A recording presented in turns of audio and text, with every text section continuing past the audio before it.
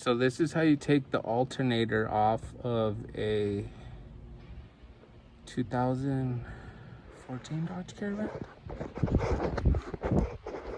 Take the tire off.